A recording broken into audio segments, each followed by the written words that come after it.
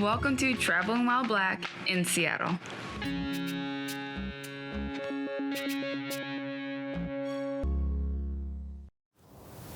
Hey, what's up? I'm Anthony, this is my wife Marley, and welcome to another episode of Traveling While Black in Seattle. Yes, welcome back everyone, and as a brief reminder, our show is based on our experiences in and around Seattle, and we base those experiences off of how good of a drive it was, how much fun we had, and most importantly, how comfortable do we feel as Black people visiting for the first time.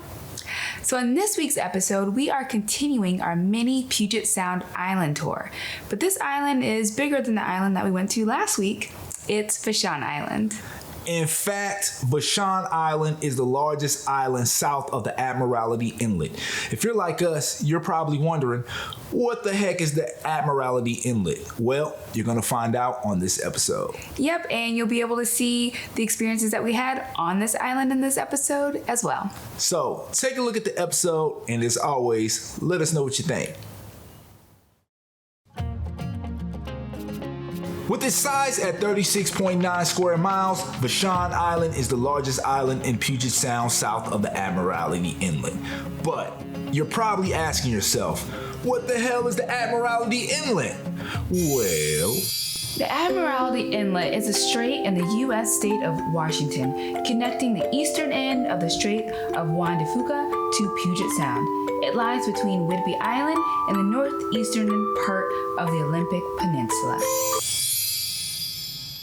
The island offers beaches, hiking trails, and a few other noteworthy options, so TWB headed there to check it out. Drive grade. So obviously, the island must be accessed by ferry, and there are 3 ferry options one can choose to get to the island. But for our trip, we took the West Seattle Fauntleroy ferry option. To get to the Fauntleroy ferry was a 32-minute drive for us, but once there at the ferry, we have to point out that there is a long line to get onto the ferry. Yes, and we mean long, like at least an hour wait. We showed up around 12 and waited and waited and waited. Finally, we got on a little after 1. The ferry ride over was about a 15-minute or so ride. We stayed in the car, but we're pretty comfortable as the ride was pretty smooth. Other than the long wait to get on the ferry there and back, yes, it is also about an hour wait to load on the ferry back to Seattle as well. For drive grade, unfortunately, we have to give a 3 out of 5. Level of fun. You can buy ferry tickets to get to the island online or buy them as you board. If you buy them early, that does not guarantee your spot at a certain time. So in other words, you gotta wait too. Once we were on Vashon, our first mission was to get some lunch. For lunch, we went to the hardware store.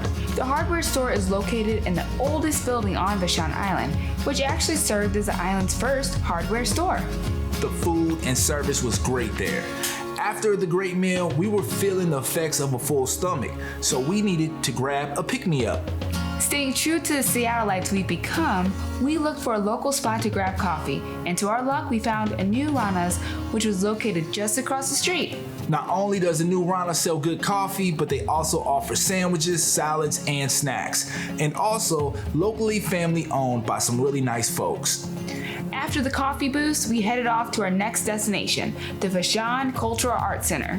The Vashon Cultural Arts Center, according to their website, is a collaborative and community-based organization which provides a center for the arts on Vashon Island, initiates quality arts experiences for all ages, and creates opportunities for artists to perform and exhibit their work.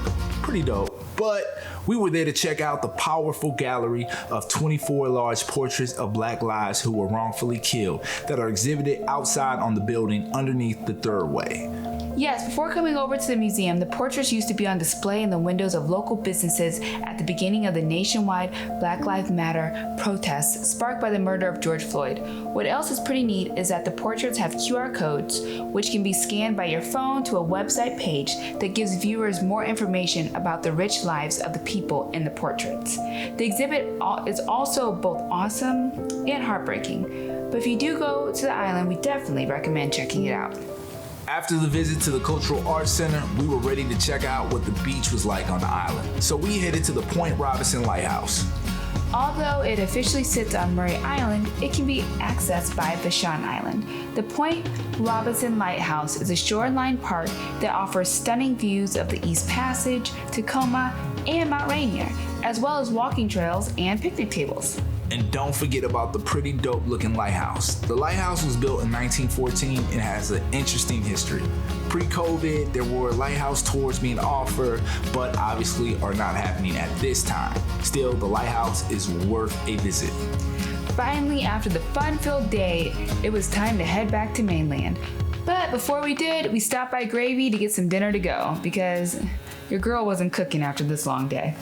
Gravy is a locally owned restaurant that offers American food with Southern and French influences. And oh yeah, it's also a Black-owned business.